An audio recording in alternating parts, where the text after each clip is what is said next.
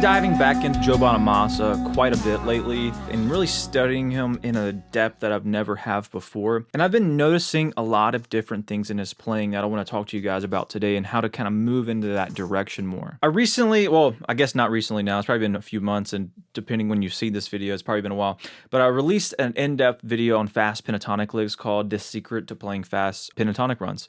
And I go into this concept of a picking mechanic and patterns and how to use them all across the fretboard. And it is an absolutely incredible technique, in my opinion. It makes playing fast pentatonic runs in the style of Eric Johnson and Joe Bonamassa and all the other guys that do it so much easier.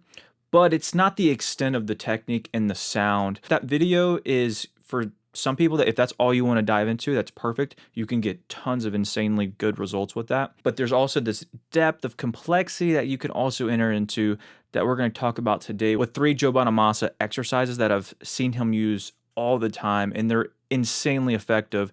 If you just want to improve your alternate picking, these exercises are great, but also they work great to add into your playing and kind of spice up your fast runs. But I will say it's quite a bit more difficult than that video, but it's fantastic. It's really, really fun. On the surface, Joe Bonamassa sounds like Eric Johnson when he does those runs. But as you dig a bit deeper into Joe Bonamassa's playing, how he approaches the pentatonics in that style, we still call it the Eric Johnson style pentatonics, but it's actually a bit different. It's actually much different than what Eric Johnson does. Now, after deeply analyzing Joe Bonamassa's picking technique with this stuff, I would say fundamentally it's exclusively alternate picking, but there's times I catch him all the time doing kind of strategically, I would say, strategic placed pull-offs or hammer-ons.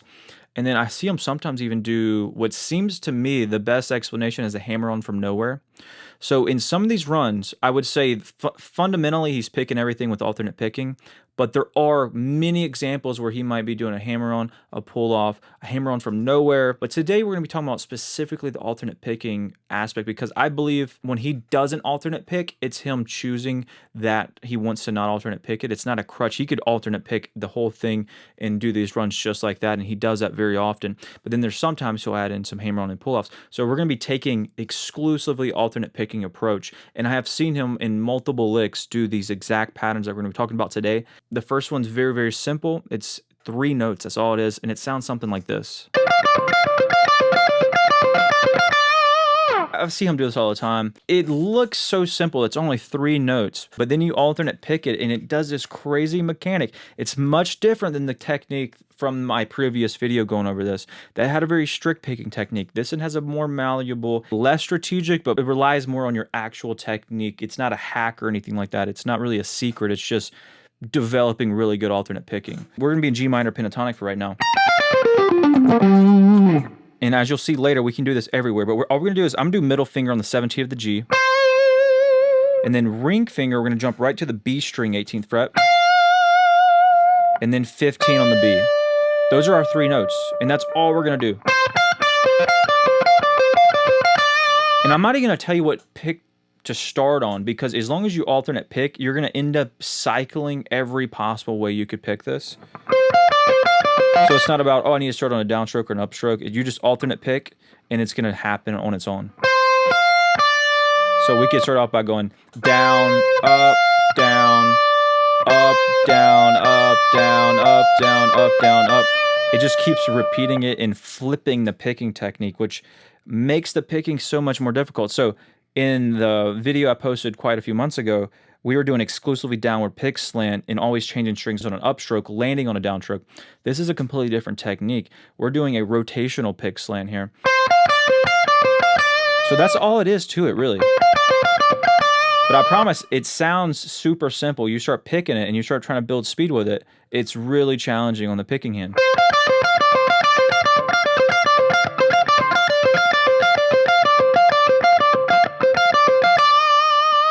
That's in G minor pentatonic on the G and B string, but we can move that all over the fretboard, and that's what you absolutely should do as well. You should just move it to anywhere.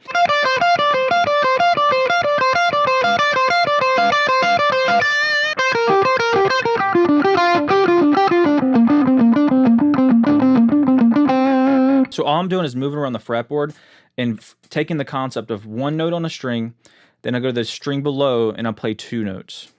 So we can go down here to position 4 of G minor, and then I'll play A string 13th fret to D string 12th fret to D string 10th fret.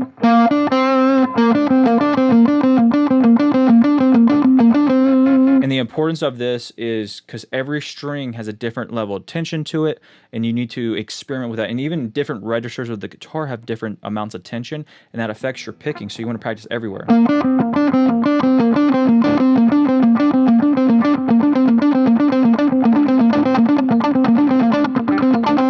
So literally when practicing, that's all you do. You just kind of get it up and running, and you just keep going with it. Can you metronome this? Yeah, but I actually don't think this is much of a metronoming pattern. You totally can, absolutely. I mean, if you want to, you can. It's more of you kind of fill the technique out. So like even slow, I think this is a great exercise.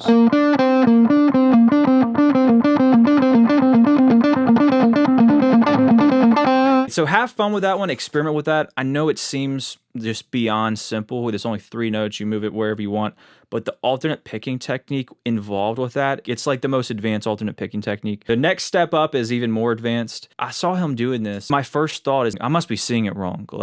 And maybe I am in further evaluation over the future. Maybe I'll notice something different, but from what I've seen, I see him do this all the time. I've never seen anyone else do it like this before, and he's alternate picking it, and it's absolutely insane. This thing is so difficult, but it will more thoroughly develop your alternate picking. So exercise number 2 looks like this.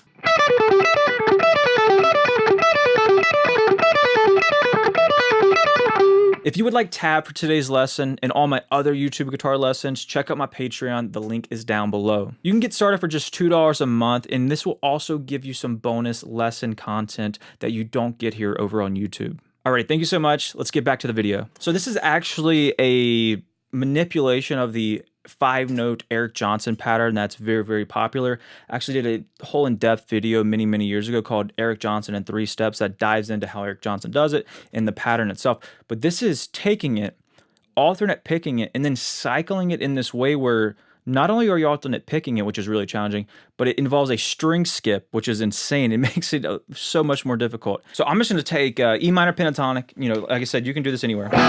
But I'm going to do the string sets because it takes 3 strings, this pattern. So G string, D string, and A string. So we're going to go 5 notes, 2 notes on the G, 2 notes on the D, and then 1 on the A. And we'll go 14, 12 on the G, 14, 12 on the D, and then 14 on the A. I use my middle finger. That's the pattern, and we cycle that. Like I said, I'm not even going to tell you the picking because it doesn't matter. As you start doing it, it's going to constantly flip the picking technique every time you cycle it. The reason I use my middle finger is because I'm going to be jumping back the ring finger right back to the 14th fret of the G.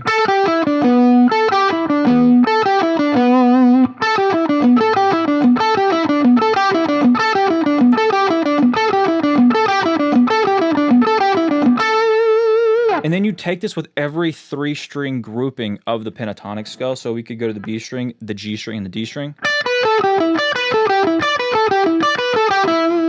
I would say that's called moving up a string set. So that's 15, 12 on the B, 14, 12 on the G, and then 14 on the D.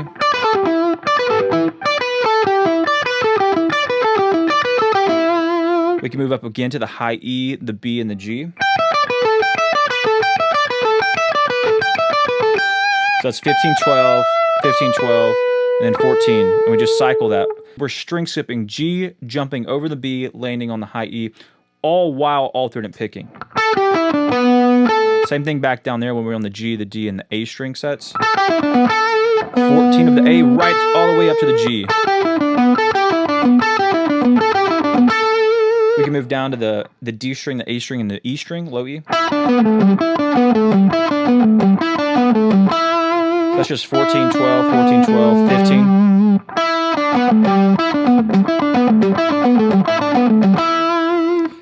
Okay, let's take it a step crazier. This is what Joe Bonamassa does as well, is he position shifts this.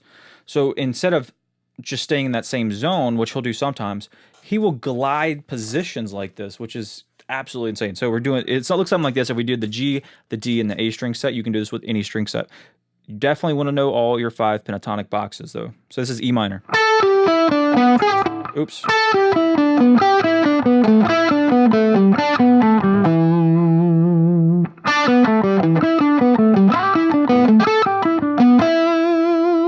Just doing that is insanely hard.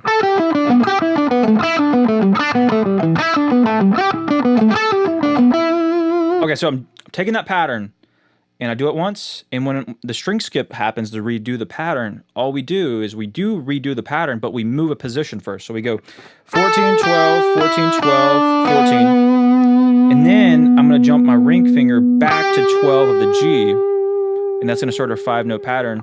12, 9, 12 on the D, 9 on the D, and then 12 on the A. So that's our box 5 shape. So we'll have...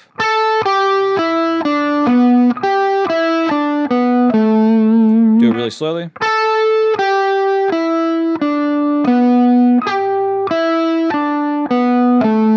And then we keep moving back. We're going to jump back to the G string 9th fret with our ring finger. 7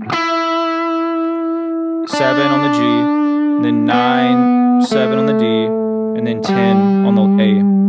So that's box 4 right there. So everything, all 3 positions so far.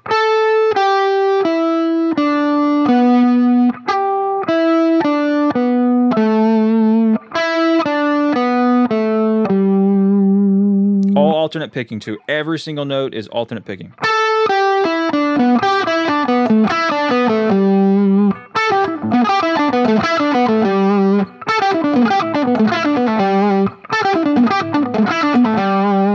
And we can go back one more position for good measure. This would be position 3. So we just did this. Now we're going to jump back to 7 on the G with our ring finger. Box 3 of E minor pentatonic. That's 7, 4 on the G, and 7, 5 on the D, and then 7 on the A.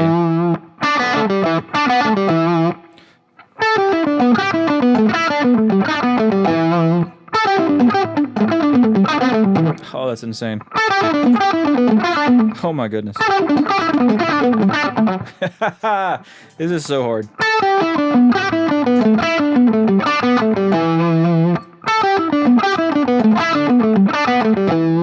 Right, and then you can work your way back up. So back up to 4, back up to 5.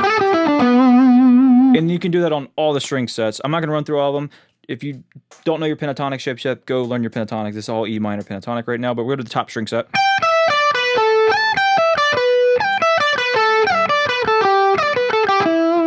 When we do something like that, we're in 1. Do the 5-note sequence, slide up to the 2nd position. Back down. Down to 5. Down to 4. We can keep going, or we can go back up. Back up.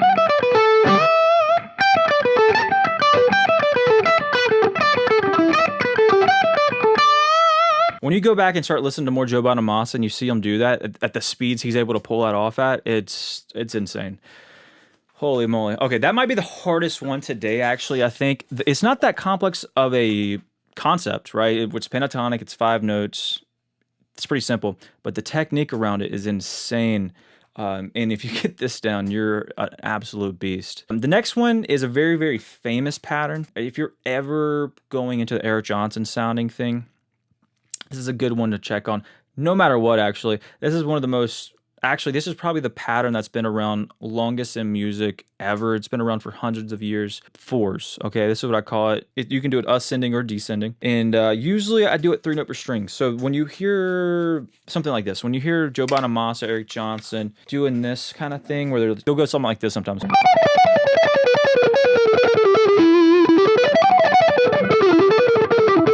There's this extra back and forth. So like my previous lesson, the technique would give you this perfectly.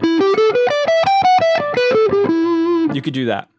But there's a back and forth that happens that you kind of either you have to do the Eric Johnson way, which is economy picking, or the Joe Bonamassa, Andy Wood, where they alternate pick. Same exact technique as the first exercise today and the second exercise today. So it's all the same technique, a little bit different though with the scale shapes here. So I'm not going to go into all the major scale shapes because usually I just recommend you practice with the 3-note string major scale shapes. This is where I just do it right here to start off.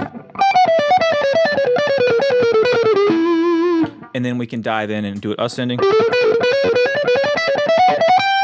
So that's what we'll go over today. If you want to learn more, go learn the major scale shapes and just apply them. That's all it is. But the pattern's the exact same. The picking technique's the exact same. I'm just going to be an E minor, kind of Dorian, but with a flat 5. But really, I'm just seeing this symmetrical shape,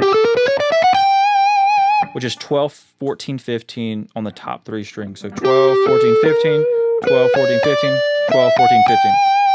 That's all the notes we'll do for right now, but you can move it all over the fretboard with different scale shapes, you know.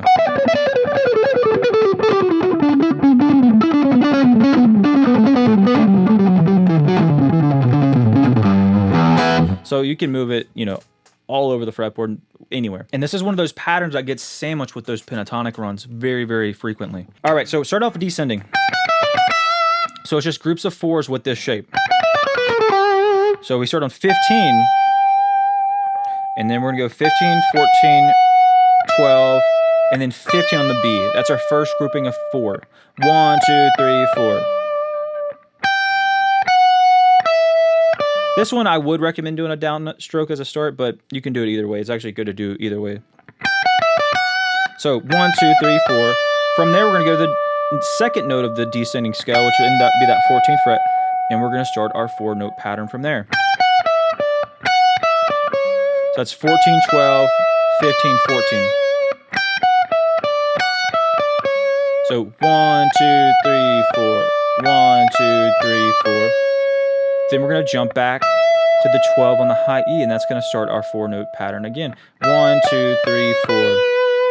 So that's 12, 15, 14, 12. 12 being on the high E, and then 15, 14, 12 being on the B string.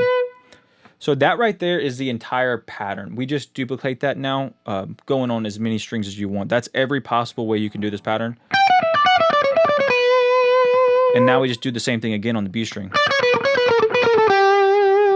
Right, so let's run that one more time slowly. So you have 1, 2, 3, 4. 1, 2, 3, 4. 1, 2, 3, 4. And now we restart on the B string on the 15th fret. 1, 2, 3, 4. Then B string 14. 1, 2, 3, 4. So that's 14, 12, 15, 14.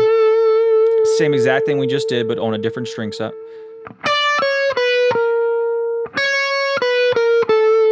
And then back to the B string 12. And then G string 15, 14, 12.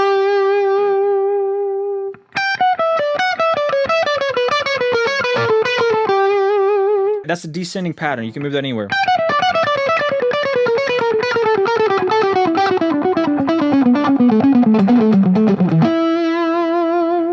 I'm getting better at that. I've been spending years on that one. That one's an incredible pattern, but it always kicks my butt, especially when you're exclusively alternate picking it. So that's what we have so far. But now here's the ascending version. We typically descend this more in the pentatonic situation, like Joe Bonamassa, Eric Johnson, more than we ascend, but it's good to know how to ascend it as well. So we're gonna start on the 12th fret of the G string, and we're gonna walk up 4 notes. So that's 12, 14, 15, 12 on the B. Then we're gonna go back to the G string 14th fret and walk up 4 more notes. So that's 14, 15, B string, 12, 14.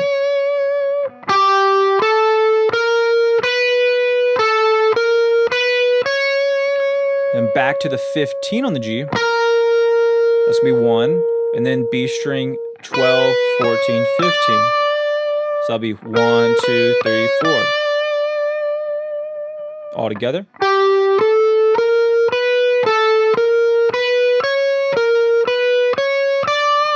And now we just do the same thing on the B string. That's the whole pattern right there.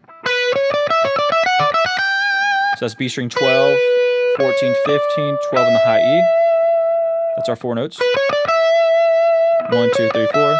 And then back to the B string, 14, 15, high E, 12, 14. And then back to the B string one more time on the 15. And then high E, 12, 14, 15. So.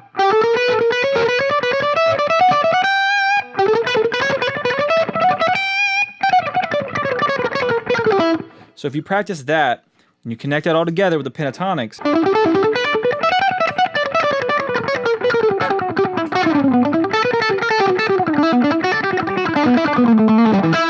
And you can get to a point, which is what I'm working on currently, of taking the technique that we talked about a few months ago in the secret to playing fast pentatonic runs, but also incorporating these new exercises and techniques with it. And I think at that point, it's just going to be endless flowing across the fretboard. This technique is just like, there's no secrets, there's no hiding behind, it's just diving into the technique and getting good at it with really, really challenging exercises. And combining those two concepts, I think, is going to be endless freedom across the fretboard, in my opinion. And obviously, you still got to go and master all the pentatonic boxes and all the major scale shapes and have those down and know those super, super well. But then you start incorporating these techniques to it, and then you're going to be good to go. All right, well, I hope you enjoyed this video diving into 3 epic, incredible Joe Bonamassa exercises. I'll see you guys next time.